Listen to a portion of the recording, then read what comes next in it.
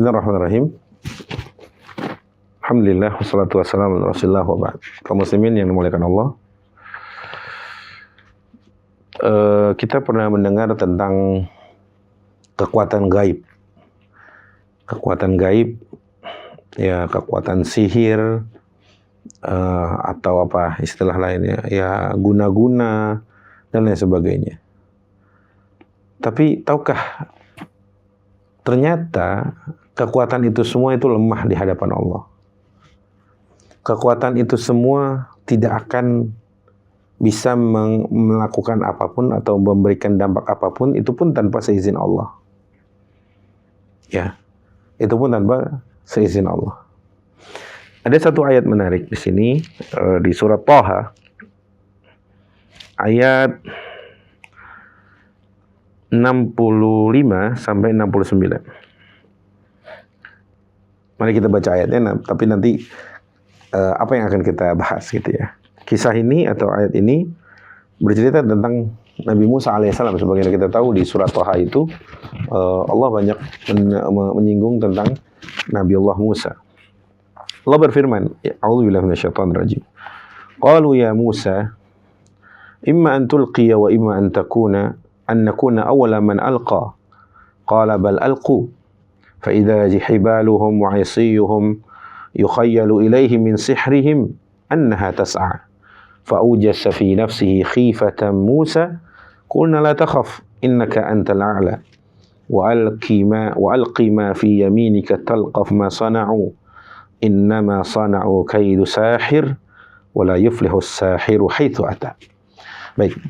Yang akan kita bahas kali ini di potongan terakhir tadi, wala yuflihus sahiru haitsu ata.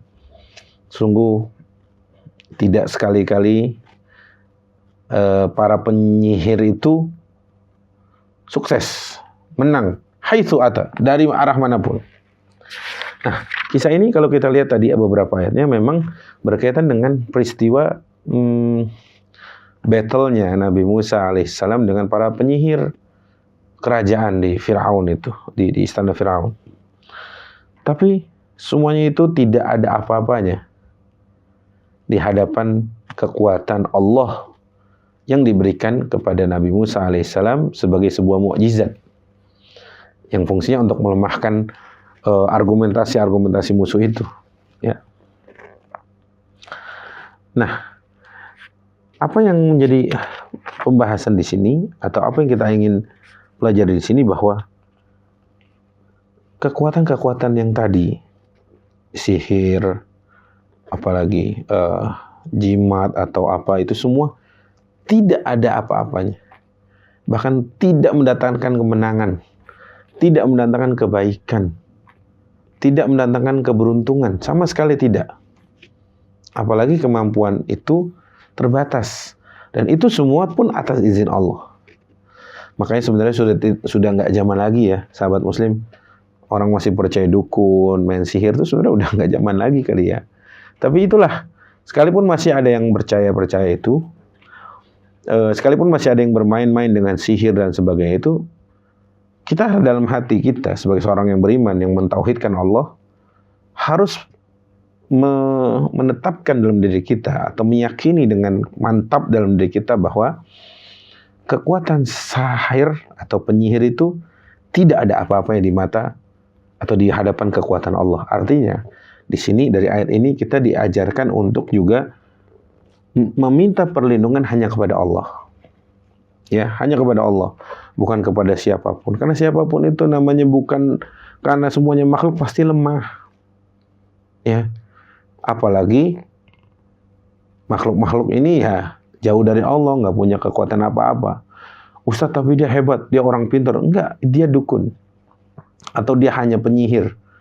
Meskipun berbaju dengan gamis, dengan sorban yang panjang, dan lain sebagainya. Maka sahabat muslim muliakan Allah, dari ayat ini, ya kita belajar bahwa sihir ada. Bahkan diriwayatkan Nabi kita pernah disihir. Sehingga kita jangan sampai menafikan seluruhnya. Buktinya di zaman Nabi Musa juga ada para penyihir, gitu ya.